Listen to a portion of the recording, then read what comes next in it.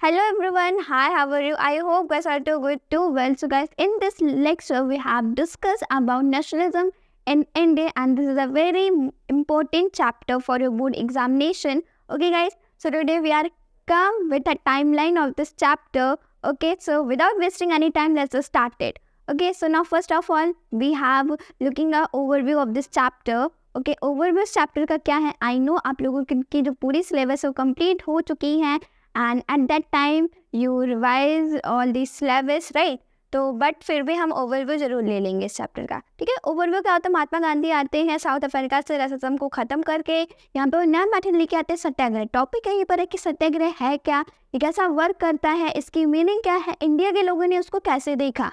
ठीक है, बस ये चैप्टर इतने पर ही आपका एंड हो जाता है। विदाउट वेस्टिंग एनी टाइम हम स्टार्ट करते हैं अपने इस चैप्टर को। ठीक है, तो देखिए 1914 टू 1918 में क्या होता है, यहाँ पे आपके फर्स्ट वर्ल्ड वॉर हो रहे होते हैं। इसके बीच में लोगों को बहुत ही सारी परेशानियों करना पड़ता है, उन्हें बहुत ही सारी परेशानियों को भी फेस करना पड़ता है। यहाँ पे जो है ब्रिटिश गवर्नमेंट का जो कह सकते हो डिफेंस एक्सपेंडिचर होता है वो इंक्रीज़ हो जाता है। ब्रिटिश जो है नए नए रूल्स पर आपके टैक्सेस को इंट्रोड्यूस करता है और यहाँ पर ऑलरेडी टैक्सेस जो कि जो है वो इंट्रोड्यूस हो चुकी है सिस्टम, वहाँ पे टैक्सेस को थोड़े बहुत और इंक्रीज़ कर दिए जाते हैं। उसके बाद आर्मी को, इंडियंस आर्मी को ये ज़बरदस्ती क्या कर रहे थे, फोर्स कर रहे हैं उन्हें कहाँ पे आर्मी को ज्वाइन करने के लिए। ठीक है, उसके बाद में यहाँ पे क्रॉप फेलियर्स की कुछ इन्फेक्शन आ जाता है, इन्फ्लुएंजा आ जाता है, जिसकी वजह से यहाँ पे जो क्रॉप्स होते हैं वो भी पूरा फुल डिस्ट्रॉयड हो जाते हैं, जिसकी वजह से यहाँ पे 12 to 13 मिलियन जो लोग होते हैं वो अपनी लाइफ को लॉस कर देते हैं। यहाँ पे जो प्राइजेस होती हैं क्रॉप्स की वो भी डबल हो जाती है as compare to other days के थ्रू। क्यों? क्योंकि वहाँ पे वर्ल्ड वॉर्स हो रहे थे,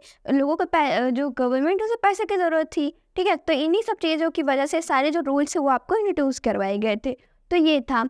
उसके बाद जनवरी 1915 में महात्मा गांधी साउथ अफ्रीका से इंडिया में आते हैं और इस समय वो एक नया मेथड लेकर आते हैं इंडिया के लिए। वो मेथड का होता है सत्याग्रह का। उसके बाद यहाँ पे देखो सत्याग्रह अच्छा होता क्या था, गांधी जी का ये कहना था कि हम ब्रिटिश गवर्नमेंट को हरा सकते हैं बिना अपनी मसल्स पावर दिखाए हुए, हम उन्हें साइलेंटली भी हरा सकते हैं। वो मेथड था हमारा सत्याग्रह। सत्याग्रह में नॉन वायलेंस का मेथड होता है, यहाँ पे कोई भी चीज़ हम वायलेंस या प्रोटेस्ट कर नहीं करेंगे, बल्कि एकदम शांति से पीसफुल मैनर में हम सारी चीज़ों को करेंगे। ठीक है, ये था।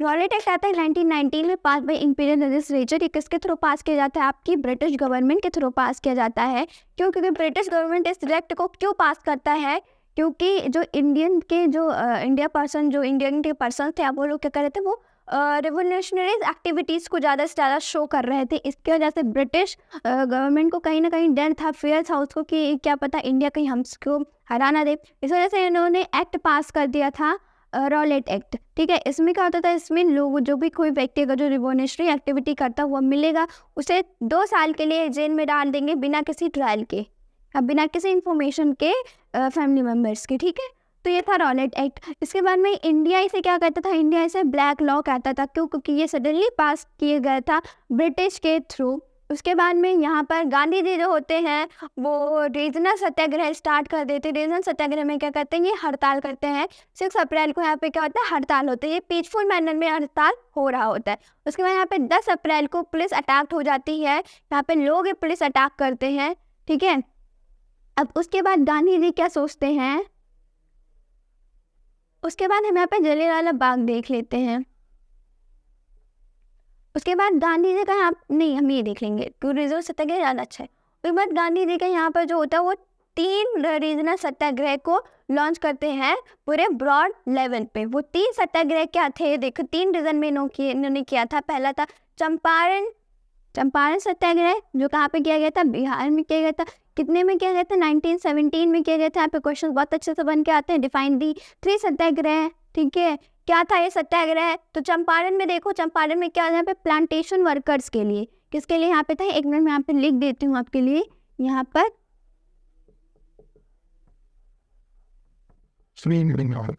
प्लांटेशन,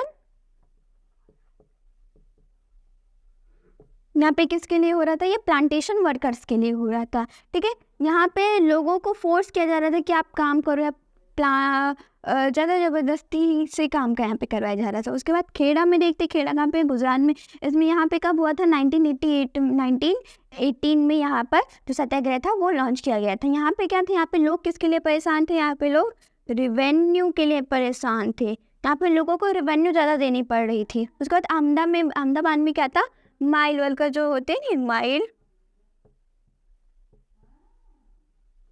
यहाँ पर लोग जो थे वो माइल वर्कर्स की वजह से परेशान थे, क्योंकि यहाँ पे जो वर्कर्स थे वो काम तो कर रहे थे, लेकिन यहाँ की जो कंपनियाँ थी, जो टेक्सटाइल इंडस्ट्रीज थी, वो लोगों को पैसे नहीं दे रही थी। ठीक है, तो ये सारी चीज़ें जो थी वो थी आपके 3 सत्याग्रह में। यहाँ पे प्रॉब्लम्स क्या थी और गांधी जी ने इसे सॉल्व करने की कैसे कोशिश की। उसके बाद में हम यहाँ पे बात करेंगे martial law was imposed.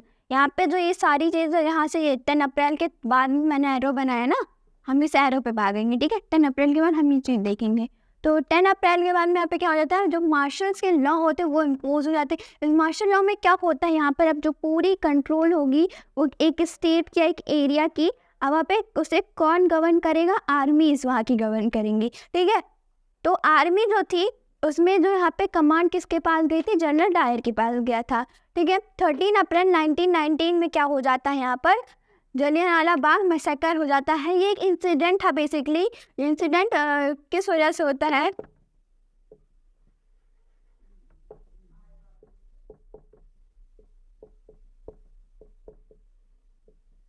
Baisakhi fair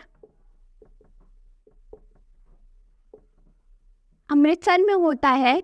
ठीक है, कब होता है ये, बैसाखी फेयर में लोग गए होते हैं अमृतसर में। ठीक है, अच्छा ये जनरल डायर जो था ये क्या करवाता है उस समय, देखो वहाँ पे बैसाखी फेयर था, वहाँ पे मेला लगता था, लेकिन लोगों को उस समय नहीं पता था कि वहाँ पे मार्शल लॉ जो है वो इम्पोज करवाया गया है। ठीक है, उसके बाद लोग जाते हैं, तो इस जो यहाँ पे एक फेयर था, जो यहाँ पे मेला लगा था, वहाँ पे कोई बहुत ही सारे जो रेवोल्यूशनरीज व्यक्ति थे वो भी आए होते हैं, और बहुत लोग अपना सेलिब्रेशन करने आए होते हैं बैसाखी फेयर को अमृतसर में। लेकिन जनरल डायर क्या करता है, तुरंत उस वहाँ पे आता है, जो प्लेस होता है जहाँ पे लोग अपना सेलिब्रेशन कर रहा था, वहाँ पर आता है, जितने भी एग्जिट गेट होते हैं उसे क्या करवाता है, तो सब एकदम क्लोज करवा देता, ऑर्डर दे देता कि जितने भी एग्जिट गेट है या एंट्री गेट है उसे आप बंद करवा दीजिए। जितने भी लोग होते हैं क्या हो जाते हैं, जनरल डायर के कैद में आ जाते हैं। उसके बाद में ये ओपन फायर करवा देता है।